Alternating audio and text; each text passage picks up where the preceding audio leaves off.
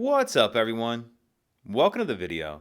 Today we're going to take a look at how to get a 2021 Toyota Highlander unlocked and opened if the key fob dies or if the battery in the Highlander dies. So in either one of those scenarios, what we'll need to do is get the emergency key that's located in the bottom of our key fob. You get that out by pressing this release right here, and then the emergency key will pull out like that. Now we're going to use the emergency key to unlock the driver's door. We'll come over here, put it in there. We're going to turn it to the right or clockwise to unlock it.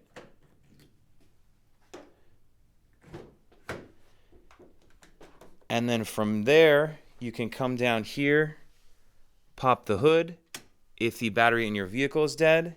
If you need to know how to start your Highlander with a dead key fob, we've actually covered that in another video, and I'll put a link to that video in the description box of this video, how to start your Highlander with a dead key fob.